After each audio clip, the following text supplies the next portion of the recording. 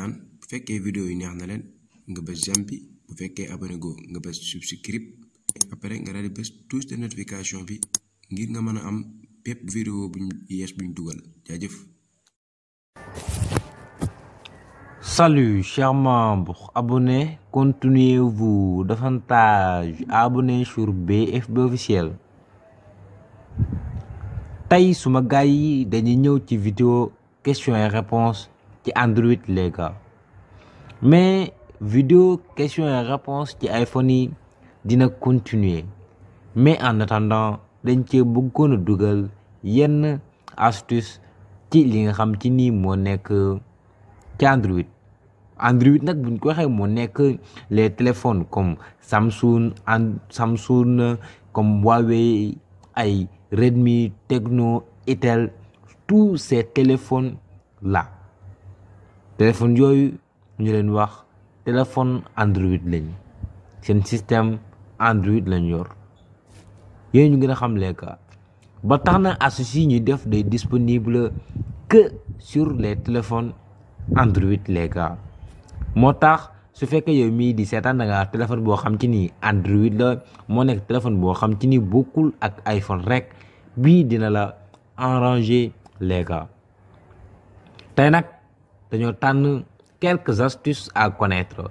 bi ci njëkk moo nekk la c'est-à-dire première astuce bi moo nekk nan ngay def ba coder sa application yëpp, ndax des fois da ngay àl kenn sa téléphone mu dugg ci benn application boo xam ci ni neexul la les gars. tey nag dañ leen bëgg wan nan ngay def ba coder sa application yëpp, c'est-à-dire toutes vos applications nga coder ko les gars. pour loolu mën a ne da ngay dem mooy ci Play Store ngay daal di dem les gars, da ngay dem ci Play Store. boo demee ci Play Store ba pare fii nan ngay daal di def, da nga ñëw mooy fii ci barre de recherche bi, foofu nga daal di ñëw.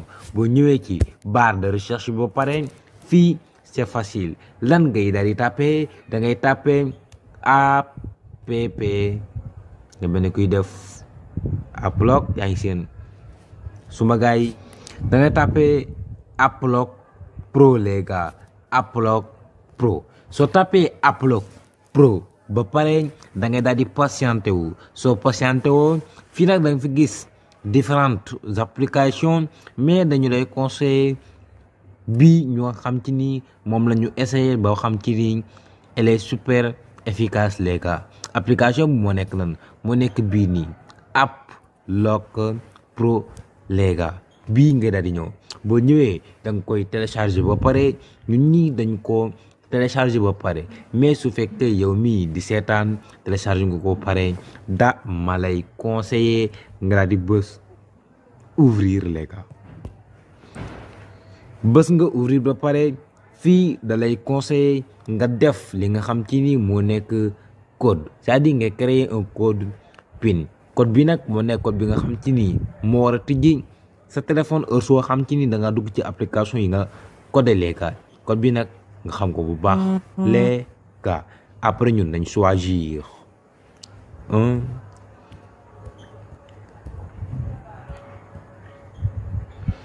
on va faire un code facile les gars. après ñu dañ bës créer.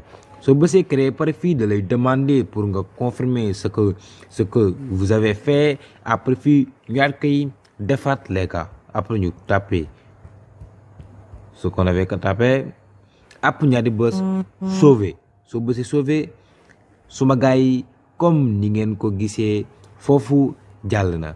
fii nag lan la wax dañuy définir une réponse secrète à utiliser lorsque vous avez oublié votre mot de passe les gars. fii nag directement ban question la poser, dañu la nom de ton animal domestique, dañu la sa kër animal bi nga xam ci ni premier animal domestique, dañu yow sa kër ban animal moo fi njëkk a nekk suma gars yi. su fekkee yow yaay tànn lépp loo xam ci ni neex na la les gars. fii nag boo ñëwee ñun dañ xool ay tànn bu la neex, yaa ngi seen non fii mu la votre numéro d'école primaire.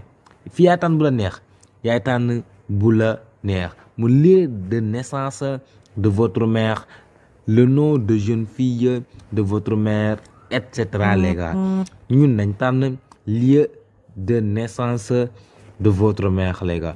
Mais nag suma gars yi fii boo ñëwee amul solo les gars, amul solo yaay def lu la neex, nekkul c'est obligatoire les gars. su la neexee yow boo ñëwee bindal lu la neex suma gars yi, mais tamit li ngay bind xam ko en cas bu dee ba nga xam ci ni da ngaa oublier sa mot de passe les gars.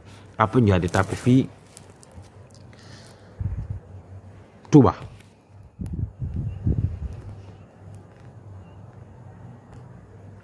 suma gars yi tàppe nañ Touba ba pare. Instant bii qu'est-ce qu'on doit faire, dañuy bës sauver, c'est-à-dire moo nekk sauvegarde ko les gars. fii nag mu ni la attention les gars. après fii dañuy def d'accord, mais suma gars yi dafa la daan demander ay quelques yi nga xam te moo nekk autorisation su fekkee yow da ngay doog a bees suma gars yi su la laajee nga def ko. mais fii nag ñun lan ngay def su fekkee da ngaa bëgg a coder say application da ngay def nii fii ngay def suma gars yi nga defaat nii boobu codé wu na, nga defaat nii boobu codé wu na, nga defaat nii boobu codé wu na, nga defaat nii.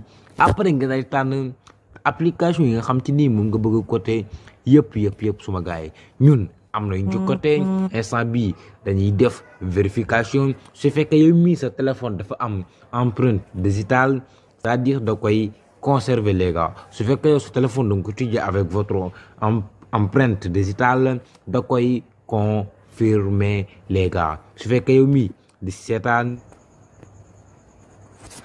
suma gars yi on va essayer nañu dugg ci benn application yoo xam ci nii comme codé nañ ko pour nga xam application yoo codé comme dañu duggaat ci biir application pour ñu gën leen wan dugg nga ci application bi nii suma gars yi. comme boo ñëwee yi nekk fii moo nekk yooyu codé wul les gars. pour nga xam yi nga xam ci nii codé wu na da nga ñëw bi fi ñu bind la fermer à clé moo nekk tëj les gars. fii nag boo ñëwee bépp boo gis fii rek xamal ni boobu codé wu na les gars. su fekkee yii da nga leen bëgg a tëj da ngay bës mooy bii boobu dem na tëju les gars, nga bës bii boobu dem na tëju. après fii da ngay tànn toutes les applications que tu veux verrouiller les gars. après ñun fii nañ xool application ba dem Play Store mi ngi dañ dem dugg ci Play Store xool ba xam Play Store ba xam tëju na waaw wala déet les gars. nañ dugg ci Play Store comme suma gars yi vous le voyez Play Store dafa am code te képp koo xam ci nii da nga ko aal sa téléphone du mën a dugg. xam nga suñu téléphone dafa am empreinte digitale moo tax ñun dañuy bës nii rek suma gars yi day daal di tijjeeku les gars. application bi am na yeneen secret yu ci nekk comme dañ leen wan leen. xam nga bii lan moo tax ñu présenté leen ko nekkul li muy def code dëgg ndax application bii nii da lay permettre nga mën a nëbb application bi nga xam ci nii ci la gars yi di jaar pour mën a xam, c'est-à-dire xam nga ñu expliquer leen.